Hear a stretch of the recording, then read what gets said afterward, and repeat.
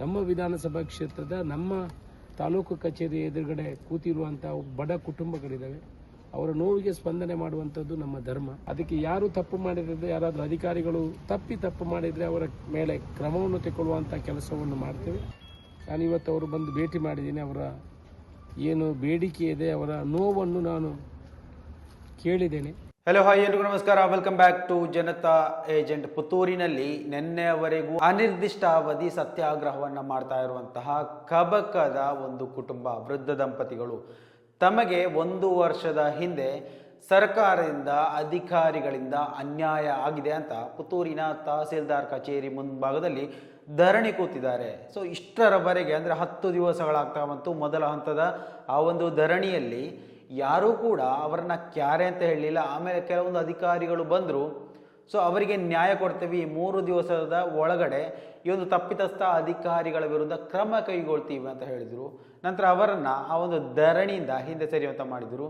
ಆದರೆ ಜಯಂತ್ ಟಿ ಅವರು ಈ ಒಂದು ಧರಣಿಯನ್ನು ಮತ್ತೆ 1 ವಾರದ ನಂತರ 3 ದಿವಸಗಳ ಕಾಲಾವಕಾಶ ಕೊಟ್ಟು ಸ್ವಯಂ ಪ್ರೇರಿತರಾಗಿ ಇವರು 1 ವಾರಗಳ ಕಾಲಾವಕಾಶವನ್ನು ತಗೋತಾರೆ. ನಂತರ ಕೂಡ ಅಧಿಕಾರಿಗಳು ಆ ಒಂದು ಮನೆ ಕಡೆಗೆ ಆ ಒಂದು ಗೋಜಿಗೆ ಹೋಗುವುದಿಲ್ಲ ಅಂತ ಹೇಳುವಾಗ ಇದೇ ಕಳೆದ ವಾರ ಸೋಮವಾರದಂದು ಮತ್ತೆ ಅನಿರ್ದಿಷ್ಟಾವಧಿ ಧರಣಿ ಆರಂಭ ಆಗುತ್ತೆ.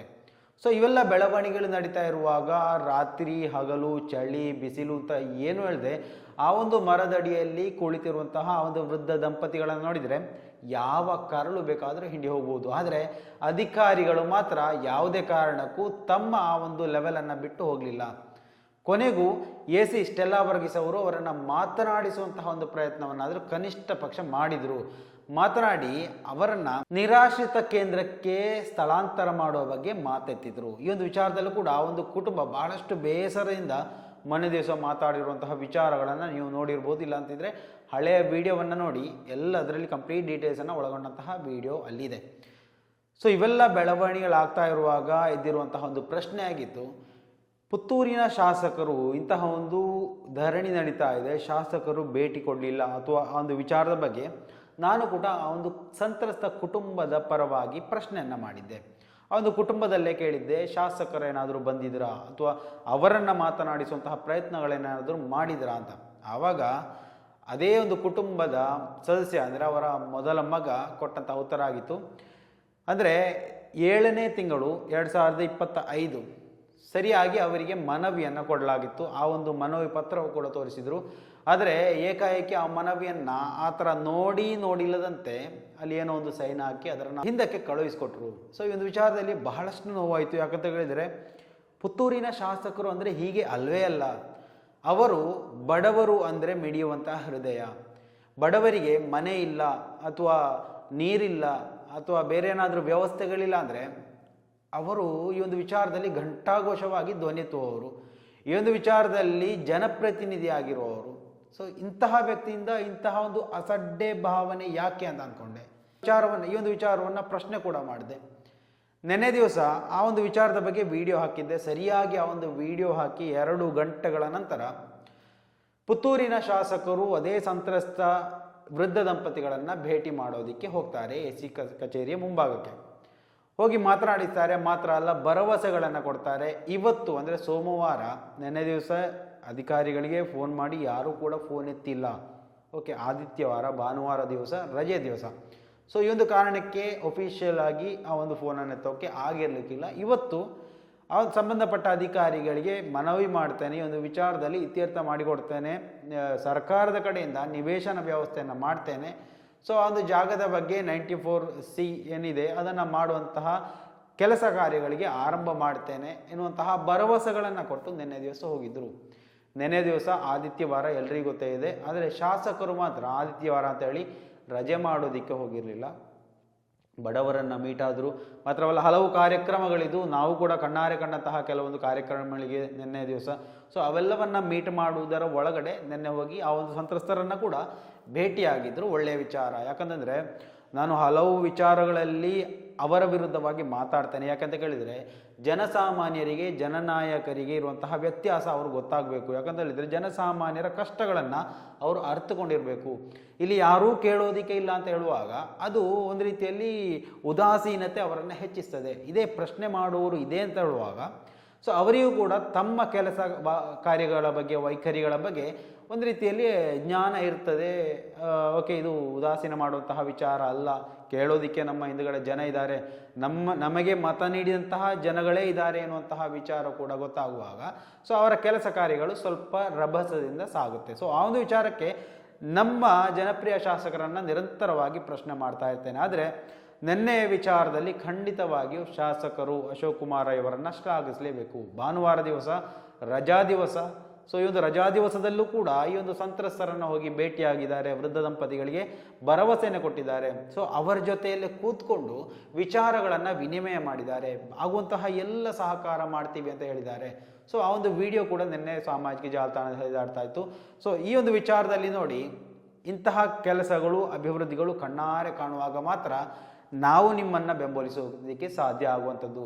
ಒಟ್ಟಾರೆಯಾಗಿ ನಿಮ್ಮ ಜೊತೆಗೆ ನಿಲ್ಲಬೇಕು, ನಿಮ್ಮ ಪರವಾಗಿ ಮಾತಾಡಬೇಕು, ಹಾಗೆ ಹೀಗೆ ಅನ್ನುವಂತಹ ವಿಚಾರದ ಬಗ್ಗೆ ನಾನಂತೂ ಅಂತಹ ಗೋಜಿಗೆ ಹೋಗೋದಿಲ್ಲ. ಯಾಕಂತ ಹೇಳಿದರೆ ಇವತ್ತು ಸಮಾಜದಲ್ಲಿ ಬಡ ವರ್ಗ ಇದೆ, ಶೋಷಿತ ವರ್ಗ ಇದೆ, ದಮನಿತರು ಅಂತ ಹೇಳಿರ್ತಾರೆ. ಸೊ ಅವರ ಪರವಾಗಿ ನಿರಂತರವಾಗಿ ನಾವು ಧ್ವನಿ ಎತ್ತುವಂತಹ ಪ್ರಯತ್ನವನ್ನು ಮಾಡ್ತೇವೆ. ಮೇ ಬಿ ನಮ್ಮ ಈ ಒಂದು ಧ್ವನಿಯಲ್ಲಿ 100 ಜನ ವೀಕ್ಷಕರು ಇರ್ಬೋದು, 1000 ಜನ ವೀಕ್ಷಕರು ಇರ್ಬೋದು, ಅಥವಾ ಲಕ್ಷಾಂತರ ವೀಕ್ಷಕರು ಇರ್ಬೋದು. ಅದ್ಯಾವುದು ನಮ್ಮ ಈ ಒಂದು ಕ್ವಾಲಿಟಿಗೆ ಧಕ್ಕೆ ತರುವುದಿಲ್ಲ.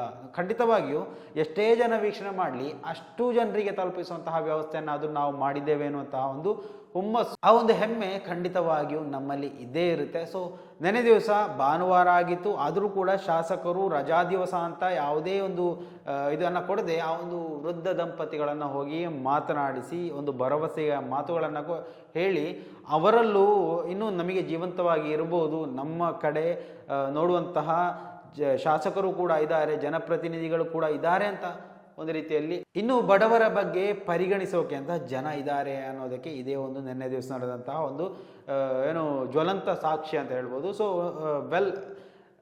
ಶಾಸಕರು ಮಾಡಿದ್ದು ಒಂದು ಒಳ್ಳೆ ಕೆಲಸ. ಸೊ ಇಂತಹ ಕೆಲಸಗಳು ಕಾರ್ಯಗಳು ಮುಂದುವರಿತಾ ಇರಲಿ. ತಮ್ಮ ಎಲ್ಲ ಅಭಿವೃದ್ಧಿ ಕೆಲಸಗಳನ್ನು ಜನರ ಮುಂದೆ ತರೋದಕ್ಕೆ ಆಗಲಿಲ್ಲ ಅಂದರೂ ಕೂಡ ಏನು ಶೋಷಿತ ವರ್ಗ ಇದೆ ಅವರ ಪರವಾಗಿ ತಾವು ಮಾಡುವಂತಹ ಕೆಲಸಗಳನ್ನು ಜನರ ಮುಂದೆ ತರುವಲ್ಲಿ ನಾವು ಯಾವುದೇ ಮುಚ್ಚುಮರೆ ಜಿಪುಣತನ ತೋರಿಸೋದಿಲ್ಲ ಖಂಡಿತವಾಗಿಯೂ. ಸೊ ಅದರಿಂದಾಗಿ ನಿನ್ನೆ ದಿವಸ ಬಂದು ಅಲ್ಲಿ ಮಾಡಿದಂತಹ ಒಂದು ವೀಕ್ಷಣೆಯ ವಿಚಾರದ ಬಗೆಗಿನ ವಿಡಿಯೋವೊಂದನ್ನು ನಿಮ್ಮ ಮುಂದೆ ಹಾಕ್ತಾ ಇದ್ದೇನೆ. ದಯವಿಟ್ಟು ಈ ಒಂದು ವಿಚಾರಗಳು ಸಾಧ್ಯವಾದಷ್ಟು ಜನರಿಗೆ ಪಸರಿಸುವಂತಾಗಲಿ, ಜನರಿಗೆ ಗೊತ್ತಾಗಲಿ ಯಾರಿಲ್ಲಿ ಜನಪ್ರಿಯ ಶಾಸಕರು, ಯಾರಿಲ್ಲಿ ಜನಪ್ರತಿನಿಧಿಗಳು, ಯಾರಿಲ್ಲಿ ಜನನಾಯಕರು. ಇಲ್ಲಿ ಬಡವರ ಪರವಾಗಿ ಮಾತಾಡೋದಕ್ಕೆ ಮಾತ್ರ ಸಾಕಾಗೋದಿಲ್ಲ, ಅವರಿಗೆ ಬೇಕಾದಂತಹ ವ್ಯವಸ್ಥೆಗಳನ್ನು ಮಾಡಿಕೊಡ್ಬೇಕು. ಇಲ್ಲಿ ನಾವು ಗಮನಿಸಬಹುದು ಕೆಲವೊಂದು ವಿಚಾರಗಳು ಬೆಳವಣಿಗೆಗಳು ಪುತ್ತೂರರ ಮಟ್ಟಿಗೆ ಎಷ್ಟೊಂದು ದೊಡ್ಡ ಮಟ್ಟದಲ್ಲಿ ಸುದ್ದಿ ಆಗ್ತಾ ಇದೆ. ಅವರಿಗೆ ಬೆಂಬಲವಾಗಿ ಯಾರ್ಯಾರೆಲ್ಲ ಇರ್ತಾರೆ, ಆದರೆ ಈ ಬಡವರ ಪರವಾಗಿ ಮಾತಾಡೋದಕ್ಕೆ ಯಾರೂ ಇರೋದಿಲ್ಲ. ಅಂತಹ ಒಂದು ಸಂದರ್ಭದಲ್ಲಿ ಈ ರೀತಿ ಜೊತೆಯಾಗಿ ಈ ಒಂದು ಕುಟುಂಬವನ್ನು ಹತ್ತಿರ ಸೇರಿಸಿಕೊಂಡು ಬರಮಾಡಿಕೊಂಡು ಅವರ ಹೆಗಲ ಮೇಲೆ ಕೈ ಹಾಕಿ ಈ ರೀತಿಯಾಗಿ ಮಾತಾಡಬೇಕು ಅಂದರೆ ಜನಪ್ರಿಯ ಶಾಸಕರಿಗೆ ಮಾತ್ರ ಇದರಿಂದ ಸಾಧ್ಯ. ಸೊ ಕಂಗ್ರ್ಯಾಚುಲೇಷನ್ ಹೇಳಬೇಕು. ಮಾತ್ರವಲ್ಲ, ನಿಮ್ಮ ಜನಸೇವೆ ನಿರಂತರವಾಗಿರಲಿ. ಸೊ ನಿನ್ನೆ ವಿಡಿಯೋವನ್ನು ಗಮನಿಸ್ತಾ ಹೋಗೋಣ. ಕಡಬ ತಾಲೂಕಿನ ಕೌಕ್ರಾಡಿ ಗ್ರಾಮದ ರಾಧಮ್ಮ ದಂಪತಿಗಳು ಸುಮಾರು 10 ದಿವಸದಿಂದ 14 ದಿವಸದಿಂದ ಪುತ್ತೂರು ತಾಲೂಕು ತಹಸೀಲ್ದಾರರು ಮತ್ತು ಅಸಿಸ್ಟೆಂಟ್ ಕಮಿಷನರ್ ಕಚೇರಿಯ ಮುಂದೆ ಧರಣಿಯನ್ನು ಕೂತಿದ್ದಾರೆ. ಅದು ನನ್ನ ವಿಧಾನಸಭಾ ಕ್ಷೇತ್ರದಿಂದ ಹೊರಗೆ ಬರುವಂಥ ವಿಧಾನಸಭಾ ಕ್ಷೇತ್ರ. ನಾನು ಮೊನ್ನೆ ವಿಚಾರಣೆ ಮಾಡುವಾಗ ಅಧಿಕಾರಿಗಳು ಇದಕ್ಕೆ ಕ್ರಮ ತಗೊಳ್ತೇವೆ, ಅದನ್ನು ವಿಚಾರಣೆ ಮಾಡಿದ್ದೀವಿ ಅನ್ನೋ ಒಂದು ಮಾಹಿತಿ ನನಗೆ ಬಂದಿತ್ತು. ಆ ಪ್ರಕಾರ ನಾನು ಅವರನ್ನು ಭೇಟಿಯಾಗಲಿಲ್ಲ. ಇವತ್ತು ಕೂಡ ನಾನು ಬರುವಾಗ ಈ ಮರದ ಕೆಳಗೆ ಕೂತಿದ್ದಾರೆ. ನಾಳೆಯಿಂದ ನಾವು ಉಪವಾಸ ಮಾಡುವ ಮುಖಾಂತರ ನಮ್ಮ ಬೇಡಿಕೆಯನ್ನು ಇಡ್ತೇವೆ ಅನ್ನೋ ವಿಚಾರವನ್ನು ಹೇಳಿದ್ದಾರೆ. ನಾನು ಇವತ್ತು ಅವರು ಬಂದು ಭೇಟಿ ಮಾಡಿದ್ದೀನಿ. ಅವರ ಏನು ಬೇಡಿಕೆ ಇದೆ, ಅವರ ನೋವನ್ನು ನಾನು ಕೇಳಿದ್ದೇನೆ. ಅವರ ವಾಸವಿರುವಂತಹ ಸ್ಥಳವನ್ನು ಸರ್ಕಾರಿ ಅಧಿಕಾರಿಗಳು ಕೋರ್ಟ್ ಆದೇಶ ಇದೆ ಎನ್ನುವ ಒಂದು ಮಾಹಿತಿ ಪ್ರಕಾರ ಅದನ್ನು ಪೂರ್ತಿ ನೆಲಸಮ ಮಾಡಿದ್ದಾರೆ ಅನ್ನೋ ವಿಚಾರವನ್ನು ಹೇಳಿದ್ದಾರೆ. ಕೋರ್ಟ್ ಆದೇಶವನ್ನಿದೆ. ಅವರ ಬೇಡಿಕೆ, ಅವರ ವಿಚಾರ ಏನಂತ ಹೇಳಿದ್ರೆ, ಕೋರ್ಟ್ ಆದೇಶ ಇರುವಂಥದ್ದು ಇನ್ನೊಬ್ಬರ ಮನೆ ಇನ್ನೊಂದು ಹೆಸರಲ್ಲಿದೆ, ಮನೆ ಇರುವಂಥದ್ದು ಇನ್ನೊಂದು ಹೆಸರಲ್ಲಿ. ನನಗೆ ಇವತ್ತಿನವರೆಗೆ 20 ವರ್ಷದಿಂದ ಆ ಜಾಗದಲ್ಲಿ ನಾನು ವಾಸ ಮಾಡ್ತಾ ಇದ್ದೇನೆ. 94C ಅರ್ಜಿ ಕೊಟ್ಟಿದ್ದೀನಿ, ಅದನ್ನು ತಿರಸ್ಕೃತ ಅಂತ ಹೇಳಿದ್ದಾರೆ. ನನಗೆ ಬಾಕಿಯವರಿಗೆಲ್ಲ ಆ ಭಾಗದಲ್ಲಿ ಹತ್ತಿರ ಮನೆಯವರಿಗೆ 94C ಮಾಡಿಕೊಟ್ಟಿದ್ದಾರೆ, ನನಗೆ ಮಾಡಿಕೊಡಲಿಲ್ಲ. 20 ವರ್ಷದಿಂದ ಬೇರೆ ಬೇರೆ ಕಚೇರಿಗಳಿಗೆ ನಾನು ಅಲೆದಾಡಿದ್ದೀನಿ, 94Cಗಾಗಿ ಮಾಡಿಕೊಡಲಿಲ್ಲ. ಬೇರೆ ಬೇರೆ ಜನಪ್ರತಿನಿಧಿಗಳ ಹತ್ರ ಕೂಡ ಮನೆಗೆ, ಅವರ ಮನೆ ಬಾಗಿಲಿಗೆ ಹೋಗಿದ್ದೀನಿ, ನನಗೆ ಆಗಲಿಲ್ಲ ಅನ್ನೋ ಒಂದು ಬೇಡಿಕೆಯನ್ನು ಇಟ್ಟಿದ್ದಾರೆ. ಅದರ ಬಗ್ಗೆ ನಾನು ಏನು ಹೇಳಲಿಕ್ಕೆ ಹೋಗೋದಿಲ್ಲ. ಇವತ್ತು ನಮ್ಮ ವಿಧಾನಸಭಾ ಕ್ಷೇತ್ರದ ನಮ್ಮ ತಾಲೂಕು ಕಚೇರಿ ಎದುರುಗಡೆ ಕೂತಿರುವಂಥ ಬಡ ಕುಟುಂಬಗಳಿದ್ದಾವೆ. ಅವರ ನೋವಿಗೆ ಸ್ಪಂದನೆ ಮಾಡುವಂಥದ್ದು ನಮ್ಮ ಧರ್ಮ. ಅವರ ಹತ್ರ ಮಾತುಕತೆ ಮಾಡಿದ್ದೀನಿ, ಅಧಿಕಾರಿಗಳಿಗೆ ಈಗ ಕರೆ ಮಾಡಿದ್ದೀನಿ, ಯಾರು ಕೂಡ ಕರೆಯನ್ನು ಸ್ವೀಕಾರ ಮಾಡ್ತಾ ಇಲ್ಲ. ನಾಳೆ ಸೋಮವಾರ ಇದೆ, ಅದಕ್ಕೆ ಸಂಬಂಧಪಟ್ಟಂಥ ಅಧಿಕಾರಿಗಳನ್ನು ಕರೆದು ಅವ್ರಿಗೆ ಹೇಗೆ 94Cಯಲ್ಲಿ ಅವರ ಜಾಗವನ್ನು, ಅವರು ವಾಸಿಸುವಂಥ ಅಡಿ ಜಾಗವನ್ನು ಅವರಿಗೆ ಮಾಡಿಕೊಡುವಂಥ ಪ್ರಯತ್ನವನ್ನು ಮಾಡ್ತೇವೆ. ಮತ್ತು ಅವರಿಗೆ ಮನೆ ಕಟ್ಟಲಿಕ್ಕೆ ಸರ್ಕಾರದಿಂದ ಒಂದು ಯೋಜನೆಯಲ್ಲಿ ಮನೆ ಕಟ್ಟಲಿಕ್ಕೆ ಕೂಡ ಒಂದು ವ್ಯವಸ್ಥೆಯನ್ನು ಮಾಡಬೇಕು ಅನ್ನೋ ಒಂದು ವಿಚಾರಕ್ಕೆ ನಾವು ಬಂದಿದ್ದೇವೆ. ನಾಳೆ ಅಧಿಕಾರಿಗಳನ್ನು ಕರೆದು ಅದಕ್ಕೆ ಯಾರು ತಪ್ಪು ಮಾಡಿದರೆ, ಯಾರಾದರೂ ಅಧಿಕಾರಿಗಳು ತಪ್ಪು ಮಾಡಿದರೆ ಅವರ ಮೇಲೆ ಕ್ರಮವನ್ನು ತೆಗೆದುಕೊಳ್ಳುವಂಥ ಕೆಲಸವನ್ನು ಮಾಡ್ತೇವೆ. ಅಲ್ಲದೆ ಅವರಿಗೆ ಏನು ನ್ಯಾಯ ಸಿಗಬೇಕಾ ಅದನ್ನು ಸಂಬಂಧಪಟ್ಟ ಅಧಿಕಾರಿಗಳ ಹತ್ರ ಮಾತಾಡುವ ಮುಖಾಂತರ ಆ ಬಡ ಕುಟುಂಬಕ್ಕೆ ನ್ಯಾಯ ಕೊಡುವಂಥ ಕೆಲಸವನ್ನು ಮಾಡ್ತೇವೆ. ಅವರ ಹತ್ರ ಕೂಡ ಹೇಳಿದ್ದೀನಿ, ನೀವು ನಿಮ್ಮ ಉಪವಾಸ ಸತ್ಯಾಗ್ರಹವನ್ನು ವಾಪಸ್ ತಗೊಳ್ಳಿ, ನಿಮಗೆ ನ್ಯಾಯ ಕೊಡುವಂಥ ಕೆಲಸವನ್ನು ಮಾಡ್ತೀವಿ ಅಂತ ವಿಚಾರವನ್ನು ಹೇಳಿದ್ದೀನಿ. ಅವರು ನಾಳೆವರೆಗೆ ಕಾಯ್ತೀನಿ ಅನ್ನೋ ವಿಚಾರವನ್ನು ಹೇಳಿದ್ದಾರೆ. ಆ ಪ್ರಕಾರ ನಾಳೆ ಅಧಿಕಾರಿಗಳನ್ನು ಮಾತುಕತೆ ಮಾಡಿ ಅವರಿಗೆ ನ್ಯಾಯ ಕೊಡಿಸುವಂಥ ಕೆಲಸಕ್ಕೆ ಪ್ರಯತ್ನವನ್ನು ಮಾಡ್ತೇವೆ.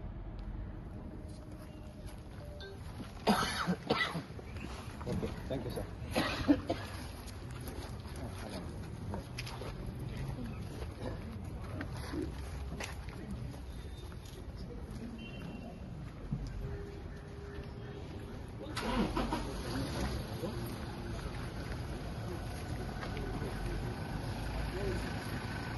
Correct.